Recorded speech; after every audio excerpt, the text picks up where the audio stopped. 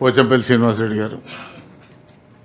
Thank you అధ్యక్ష. హైదరాబాద్ తర్వాత అతిపెద్ద నగరమైనటువంటి వరంగల్ నగరంలో కేసీఆర్ గారి ప్రభుత్వం ఉన్నప్పుడు అక్కడ పెద్ద ఎత్తున కాకతీయ టెక్స్టైల్ పార్క్ తీసుకురావడం జరిగింది.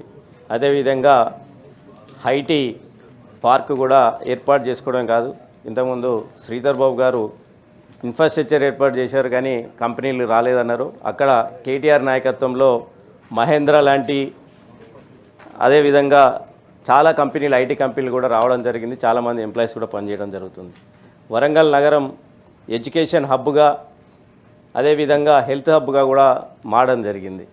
నేను ప్రభుత్వానికి రిక్వెస్ట్ చేయడం ఏంటంటే, అప్పుడు కేసీఆర్ ప్రభుత్వం ఉన్నప్పుడు 2022లో సార్ హైదరాబాద్లో ఎట్లాంటి మన హైటెక్స్ లాంటి కన్వెన్షన్ సెంటర్ 3 స్టార్ హోటల్ కావాలని రిక్వెస్ట్ చేయడం జరిగింది.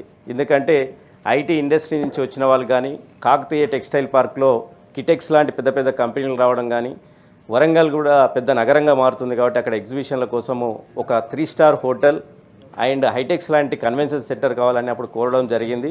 2022లో సార్ టీఐఏఎస్సి ద్వారా పీపీపీ మోడల్లో అప్పుడు కేటీఆర్ గారు శాంక్షన్ చేయడం జరిగింది.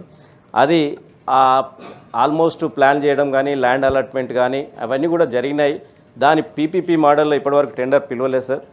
దాని ప్రోగ్రెస్ని ఇస్తే అందరికీ కూడా, అంటే అక్కడ ఐటీ ఇండస్ట్రీ పెరగడానికి అదేవిధంగా ఇండస్ట్రీస్ పెరగడానికి కన్వెన్షన్ సెంటర్ 10 acres కూడా వారి యొక్క స్థలంలో అప్పుడు కూడా శాంక్షన్ ఇవ్వడం జరిగింది.